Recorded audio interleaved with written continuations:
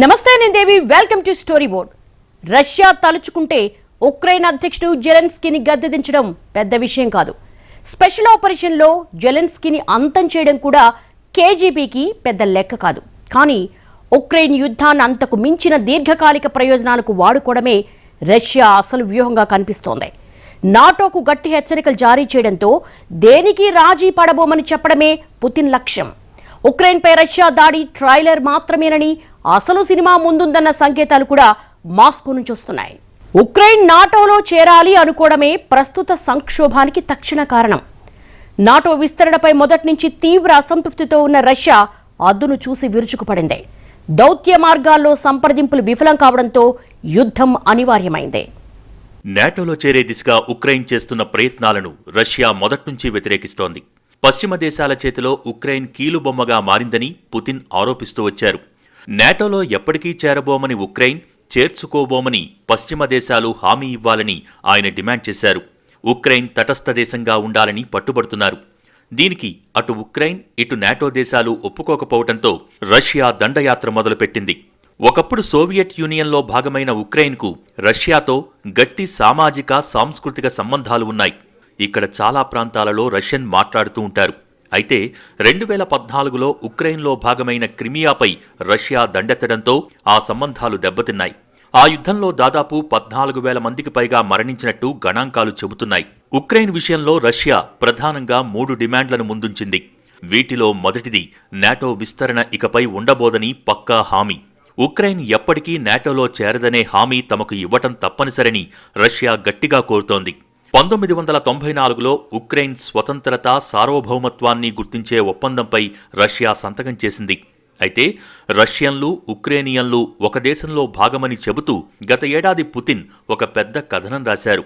నాటోలో Ukraine చేరితే మళ్లీ క్రిమియాను వారు ఉక్రెయిన్లో కలిపేసుకునేందుకు ప్రయత్నించవచ్చని ఆయన అందులో పేర్కొన్నారు. రష్యా సరిహద్దుల్లో నాటో ఎలాంటి ఆయుధాలను మోహరించకూడదనేది రష్యా రెండో డిమాండ్. 1997 తర్వాత నాటోలో చేరిన దేశాలలో సైనిక సదుపాయాలు, బలగాలను కూడా వెనక్కి తీసుకోవాలనేది మరో డిమాండ్. అంటే మధ్య, తూర్పు యూరప్, బాల్టిక్ దేశాల నుంచి బలగాలు వెనక్కి తీసుకోవాలి.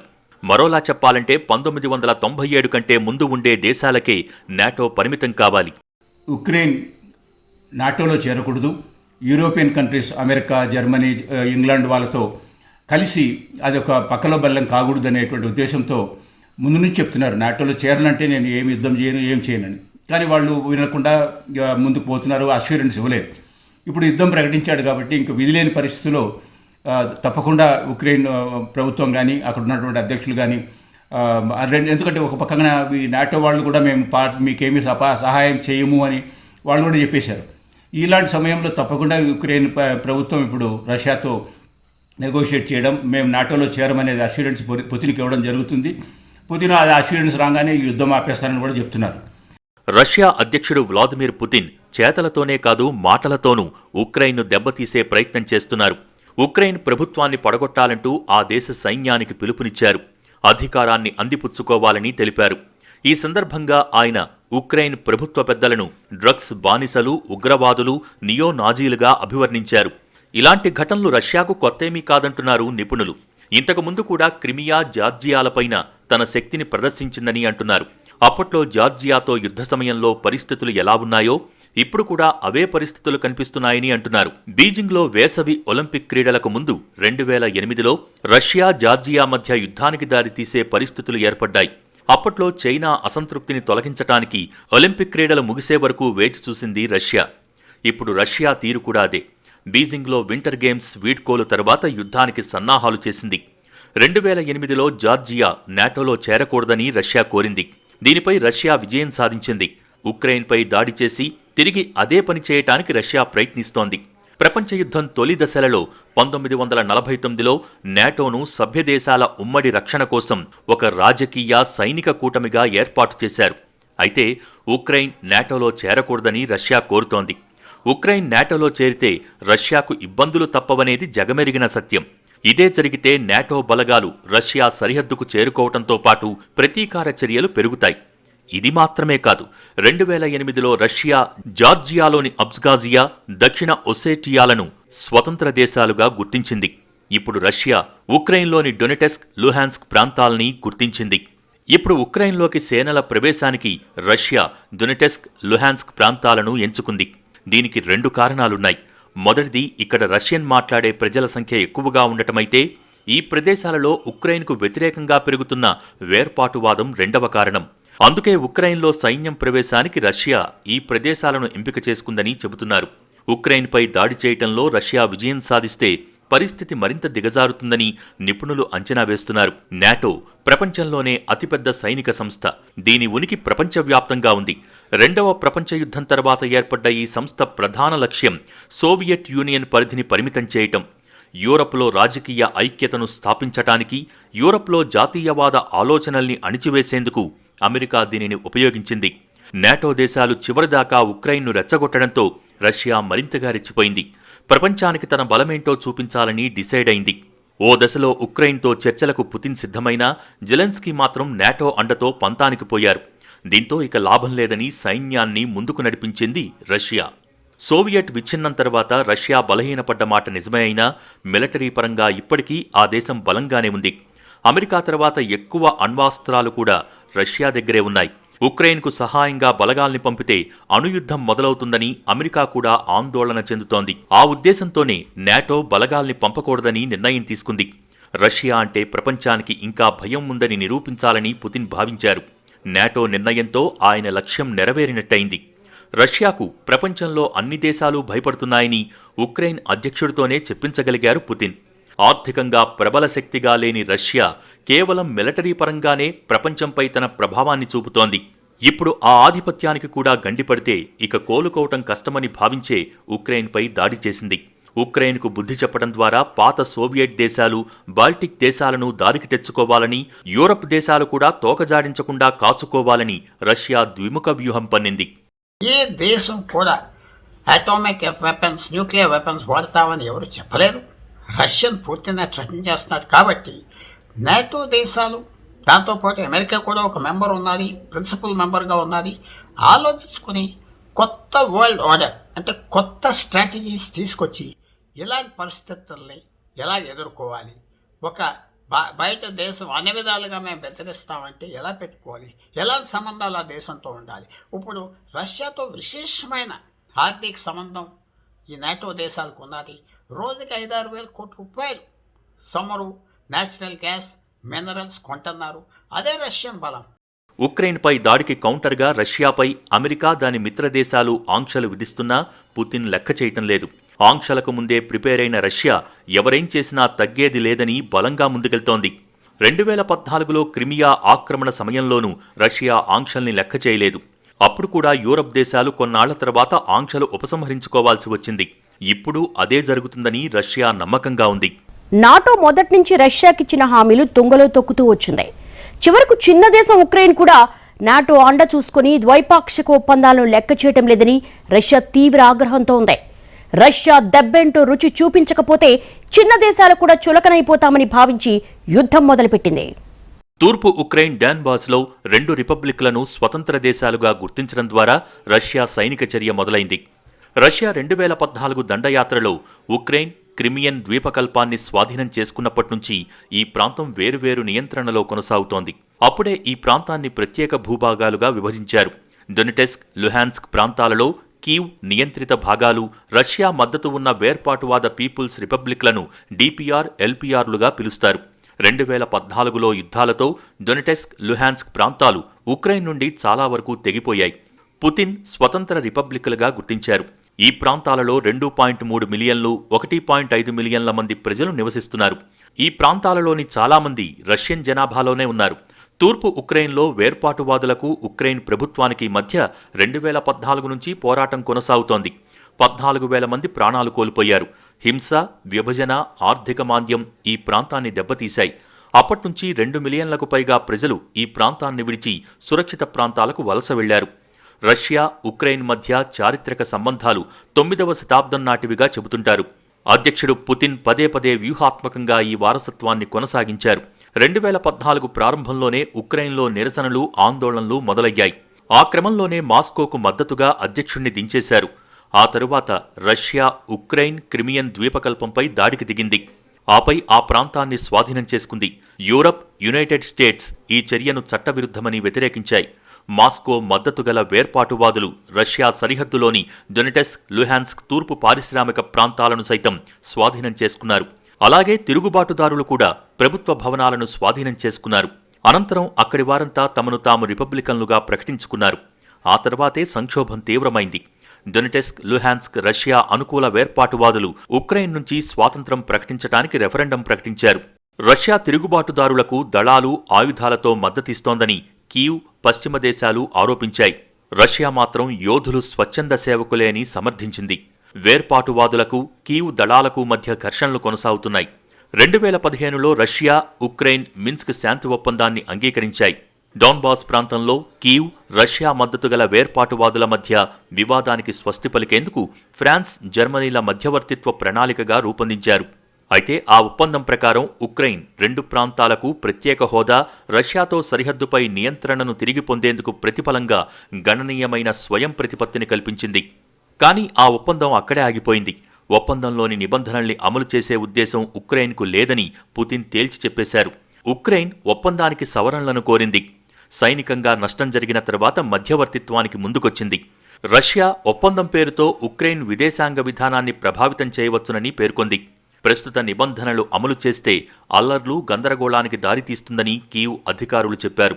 యునైటెడ్ స్టేట్స్, మిత్రదేశాలు ఈ ఒప్పందానికి మద్దతునిచ్చాయి. వేర్పాటువాద ప్రాంతాలలో 8 లక్షల రష్యన్ పాస్పోర్టులను మాస్కో జారీ చేసింది. ఇప్పుడు ఉక్రెయిన్ను ఉపేక్షిస్తే భవిష్యత్తులో జార్జియా లాంటి దేశాలు కూడా నాటో కూటమిలో చేరొచ్చు. అప్పుడు రష్యాకు నలువైపులా ముప్పు తప్పదు. ఇప్పటికే రష్యా చుట్టూ ఉన్న దేశాలలో నాటో బలగాలు మోహరించి ఉన్నాయి. ప్రచ్ఛన్న యుద్ధం అంతమయ్యాక కూడా అమెరికా తమను టార్గెట్ చేయటాన్ని రష్యా సహించలేకపోతోంది. ఓ దశలో రష్యా నాటోతో సత్సంబంధాలు కోరుకుంది కూడా.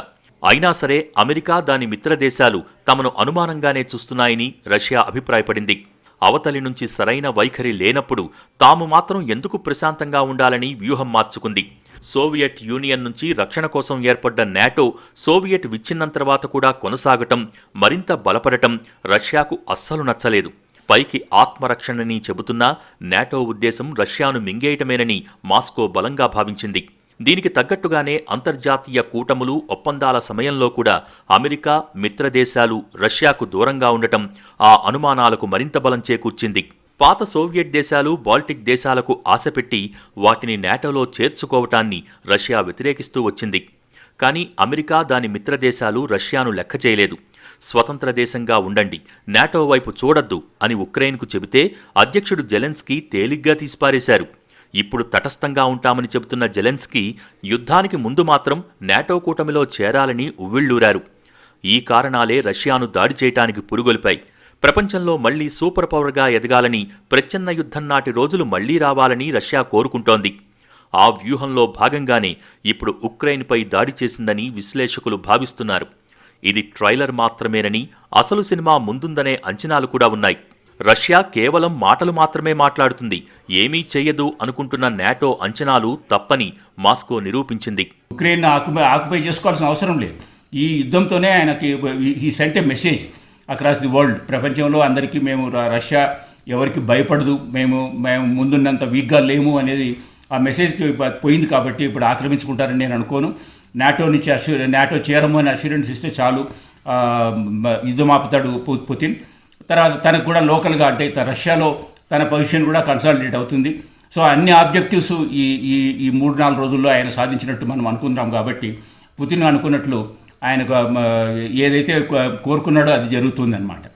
రెండో ప్రపంచ యుద్ధం తర్వాత తొలిసారి యూరప్ గడ్డపై యుద్ధం జరగటం ఐరోపా దేశాలన్నింటికీ ఆందోళన కలిగిస్తోంది. ఈ భయాన్నే పుతిన్ కోరుకున్నారనే అభిప్రాయాలు ఉన్నాయి. అమెరికా విషయంలో ఆచితూచి మాట్లాడే యూరప్ దేశాలు రష్యా దగ్గరకొచ్చేసరికి ఒంటికాలిపై లేస్తున్నాయని కొన్నాళ్లుగా మాస్కో కంప్లైంట్ చేస్తూ వచ్చింది. ఉక్రెయిన్ యుద్ధం తర్వాత యూరప్ దేశాలన్నీ రష్యా విషయంలో కూడా జాగ్రత్తగా ఉంటాయని పుతిన్ భావిస్తున్నారు. అమెరికా ఏకఛత్రాధిపత్యం ఇకపై సాగదని, రష్యా ఇంకా బలంగానే ఉందని ప్రపంచ దేశాలకు గట్టిగా చెప్పటం అసలు ఉద్దేశం. అణుయుద్ధానికి భయపడి అమెరికా కూడా ఉక్రెయిన్ను గాలికి వదిలేయటం ఖచ్చితంగా రష్యా పవర్ను గుర్తించినట్టేనన్న వాదన కూడా వినిపిస్తోంది. రెండవ ప్రపంచ యుద్ధం తర్వాత ప్రచ్ఛన్న యుద్ధ సమయంలో ప్రపంచం 2 ధృవాలుగా చీలిపోయింది. ఒక ధృవానికి అమెరికా నాయకత్వం వహిస్తే మరొక ధృవానికి సోవియట్ యూనియన్ నాయకత్వం వహించింది. కానీ సోవియట్ విచ్ఛిన్నం తర్వాత ఏకధ్రువ ప్రపంచంలో అమెరికా మకుటం లేని మహారాజులా వెలిగిపోయింది. సోవియట్ యూనియన్ విచ్ఛిన్నం తర్వాత రష్యా ఏర్పడింది. కానీ ఆ దేశ ఆర్థిక పరిస్థితులు అధోగతి పాలయ్యాయి. ఈ పరిస్థితుల నుంచి బయటపడేందుకు రష్యా ప్రయత్నిస్తూనే ఉంది. అప్పట్లో అమెరికా కోరుకుంటే రష్యాను తన శిబిరంలోకి తీసుకోగలిగేదే కానీ ఆ దేశం ప్రచ్ఛన్న యుద్ధ భావజాలం నుంచి బయటపడలేదని, రష్యాను సోవియట్ యూనియన్ లాగానే పరిగణించిందని నిపుణులు అంటారు. సోవియట్ యూనియన్కు వ్యతిరేకంగా నాటో ప్రారంభమైనప్పటికీ రష్యా అధ్యక్షుడు పుతిన్కు మొదట్లో దాని పట్ల వ్యతిరేకత లేదు. మొదట్లో పుతిన్ రష్యాను నాటోలో కలపాలని భావించారు కానీ అందులో చేరే సాధారణ ప్రక్రియకు అంగీకరించలేదు. సంపన్నమైన స్థిరమైన పశ్చిమ దేశాల్లో భాగం కావాలని కోరుకున్నారు పుతిన్. కానీ మిగతా దేశాల్లాగా నాటోకు అప్లికేషన్ పెట్టం, నాటోనే రష్యాను ఆహ్వానించాలని కోరుకున్నారు. అది జరక్కపోవటంతో నాటోతో రష్యాకు దూరం పెరిగింది. ప్రస్తుతం తలెత్తిన ఉక్రెయిన్ సంక్షోభం తరుణంలో అమెరికా నాటో విస్తరణను నిలిపివేస్తేనే ఉద్రిక్తతలు తగ్గుతాయని పుతిన్ సూటిగా చెబుతున్నారు. తూర్పు భాగంలో నాటో విస్తరణ రష్యాకు ఆమోదయోగ్యం కాదు. క్షిపణులతో అమెరికా రష్యా ఇంటి బయట నిల్చుంది. కెనడా, మెక్సికో సరిహద్దుల్లో క్షిపణుల్ని మోహరిస్తే అమెరికాకు ఎలా ఉంటుందని 2 నెలల క్రితమే పుతిన్ గట్టిగా ప్రశ్నించారు. ఉక్రెయిన్ సంక్షోభాన్ని అడ్డంగా పెట్టుకుని పుతిన్ అమెరికా నేతృత్వంలోని ఏకధ్రువ ప్రపంచాన్ని సవాల్ చేస్తున్నారని కొందరు నిపుణులు భావిస్తున్నారు. ఇంతకుముందు సిరియాలో కూడా ఆయన ఇలాగే చేశారు. సిరియాలో బషర్ అల్ అసద్ను పదవి నుంచి తొలగించటానికి అమెరికా లక్ష ప్రయత్నాలు చేసింది. కానీ పుతిన్ అది జరగనివ్వలేదు. బషర్ అల్ అసద్కు పుతిన్ సహాయం అందిస్తూనే ఉన్నారు. చివరకు అమెరికా సిరియా నుంచి వైదొలగింది. ఇప్పుడు ప్రపంచం మళ్లీ 2 ధృవాలుగా విడిపోతోందని, చైనా మాత్రమే కాకుండా రష్యా నుంచి కూడా అమెరికాకు సవాళ్లెదురవుతున్నాయని విశ్లేషకులు అంటున్నారు. ప్రపంచంలోని కొన్ని దేశాలు అమెరికాను విడిచిపెట్టి రష్యా పక్షం వహిస్తున్నాయి. నాటోను విస్తరించడం చైనాకు కూడా ఇష్టం లేదు. బీజింగ్ వింటర్ ఒలింపిక్స్ ప్రారంభోత్సవ వేడుకలకు పుతిన్ హాజరయ్యారు. రష్యాపై పశ్చిమ దేశాల ఆంక్షలు పెరుగుతున్నాయి. ఇలాంటి పరిస్థితుల్లో చైనా రష్యాకు అండగా నిలుస్తుందని నిపుణుల అంచనా. ఇప్పుడు రష్యా, చైనాలు కలిసి ప్రపంచ రాజకీయాలకు సంబంధించిన అనేక అంశాలపై అమెరికాను సవాల్ చేస్తున్నాయి. క్రిమియాను రష్యాలో కలిపేసుకున్నట్టుగానే ఉక్రెయిన్ను రష్యాలో భాగం చేసుకునే అవకాశాలు లేకపోలేదు. ఈ క్రమంలోనే ఉక్రెయిన్లోని తోలుబొమ్మ ప్రభుత్వాన్ని దించేయాలంటూ ఉక్రెయిన్ సైన్యానికి పుతిన్ పిలుపునిచ్చారు. అంటే ఆ దేశాన్ని తన చెప్పు చేతల్లో పెట్టుకునేందుకు పుతిన్ ప్రయత్నిస్తున్నారు అనటంలో సందేహం లేదు. అందుకే పాశ్చాత్య దేశాలు ఈ విషయంలో జోక్యం చేసుకోకుండా అణుహెచ్చరికలు చేశారన్న భాష్యాలు వినిపిస్తున్నాయి. నాటోలో చేరకూడదంటూ స్వీడన్, ఫిన్లాండ్లను రష్యా తాజాగా హెచ్చరించింది. ఉక్రెయిన్కు పట్టిన గతే పడుతుందంటూ బెదిరించింది. దానికి కారణం లేకపోలేదు. ఇప్పటికే రష్యా చుట్టూ ఉన్న దేశాలలో నాటో బలగాల మోహరింపులు ఎక్కువైపోయాయి. ఓ రకంగా రష్యా కార్యకలాపాలపై కన్నేసి ఉంచేందుకు ప్రపంచ అతిపెద్ద దేశాన్ని దాదాపు చుట్టుముట్టేశారు. ఈ క్రమంలోనే ఉక్రెయిన్ సహా రష్యాకు సరిహద్దుల్లో ఉన్న మరికొన్ని దేశాలను నాటోలో కలుపుకునేందుకు అమెరికా ఉవ్విళ్లూరుతోంది. నాటోలో ఇన్ని దేశాలే ఉండాలన్న పరిమితులేం లేవని, ఎన్ని దేశాలైనా చేరవచ్చంటూ ఇటీవల ప్రకటన కూడా చేసింది. వీటన్నింటినీ దృష్టిలో పెట్టుకునే ఏ దేశాన్ని తమపై దాడికి ఉసిగొల్పకుండా ఉండటం కోసమే పుతిన్ అణ్వాయుధ ప్రస్తావన తీసుకొచ్చారన్న అభిప్రాయాలు వ్యక్తమవుతున్నాయి. ఆ వ్యాఖ్యలను అమెరికా, యూరప్ దేశాలు లైట్గా తీసుకుంటే మాత్రం పరిస్థితి తలకిందులైనా ఆశ్చర్యపోవాల్సిన అవసరం లేదని అంటున్నారు. ప్రస్తుతానికి ఫిన్లాండ్, స్వీడన్ తటస్థంగా ఉండాలనే వైఖరికే కట్టుబడి ఉండాలని నిర్ణయించుకున్నాయి. అఖండ సోవియట్ సాకారం కావాల్సిందేనని రష్యా పట్టుదలగా ఉంది. దీనికోసం రకరకాల వ్యూహాలతో, భిన్నమైన ఎత్తుగడలతో ముందుకెళ్తోంది. రష్యా ఇప్పటికీ బలమైన దేశంగా ఉందంటే దానికి ప్రధాన కారణం మిలిటరీ పవరే అనటంలో ఎలాంటి సందేహం లేదు. అలాగే సోవియట్ విచ్ఛిన్నం తర్వాత కూడా ప్రపంచం రష్యాను ఇంకా ఓ ప్రబల శక్తిగానే చూస్తూ వచ్చింది. అమెరికాతో అంటీ ముట్టనట్టుగా ఉండే దేశాలు కూడా రష్యానే పెద్దన్నగా పరిగణిస్తున్నాయి. అమెరికా కూడా పైకి చెప్పకపోయినా రష్యాను ఓ కంట కనిపెడుతూనే ఉంది. ఇక అమెరికా గూఢచర్య విభాగం CIA, రష్యా గూఢచర్య విభాగం KGB మధ్య ప్రపంచవ్యాప్తంగా పలు దేశాలలో ఆపరేషన్లు, కౌంటర్ ఆపరేషన్లు కొనసాగుతూనే ఉన్నాయి. ప్రతి దేశంలో ఈ 2 దేశాల గూఢచర్య సంస్థలు మోహరించి సీక్రెట్ ఆపరేషన్స్ అమలు చేస్తున్నాయి. ఉక్రెయిన్ యుద్ధంతో అమెరికాని నేరుగా హెచ్చరించిన రష్యా ఎవరైనా డోంట్ కేర్ అనే సంకేతాలిచ్చేసింది. ఈ టైంలో రష్యాకెదురెళ్లటానికి ఏ దేశమూ సాహసం చేయకపోవటానికి అదే కారణం. ఏ ప్రభుత్వం యుక్రెయిన్లో ఉన్నా రష్యాకు అనుకూలత ప్రభుత్వం ఉండాలి. ఆ స్ట్రాటజీ, ఆ ఐడియా మీద ఇప్పుడు పుతిన్ యుద్ధానికి ఎందుకు బిగిన్ చేశాడంటే ఇప్పటి వరకు లొంగలేదు యుక్రెయిన్. వచ్చే రోజుల్లో ఇంకా బలం వస్తే యుక్రెయిన్కి అసలు మాట వినే పరిస్థితి ఉండదు. అది ఇదే కరెక్ట్ సమయం. అది పుతిన్ ఈ సమయంలో యుద్ధం మొదలుపెట్టి ఆ ఆబ్జెక్టివ్స్ సాధించడానికి ఆయన చేసే ప్రయత్నం యుద్ధం ద్వారా. ఉక్రెయిన్ యుద్ధాన్ని నాటో దేశాలు ఒకలా చూస్తున్నాయి, ప్రపంచం మరోలా చూస్తోంది. కానీ రష్యాకు మాత్రం పక్కా వ్యూహం ఉంది అనటంలో ఎలాంటి సందేహం లేదు. మొదట ఉక్రెయిన్పై యుద్ధం చేయమన్నారు, కానీ బలగాల్ని నడిపించారు. తర్వాత ఉక్రెయిన్ ఆక్రమణ తమ ఉద్దేశం కాదన్నారు. ఇప్పుడు ఉక్రెయిన్ ప్రభుత్వాన్ని తొలగించాలని సైన్యానికి ఆదేశాలిచ్చారు. అంటే చెప్పేదానికి చేసేదానికి పొంతన లేకుండా పరస్పర విరుద్ధ ప్రకటనలతో నాటో దేశాల్ని గందరగోళంలోకి నెడుతోంది మాస్కో.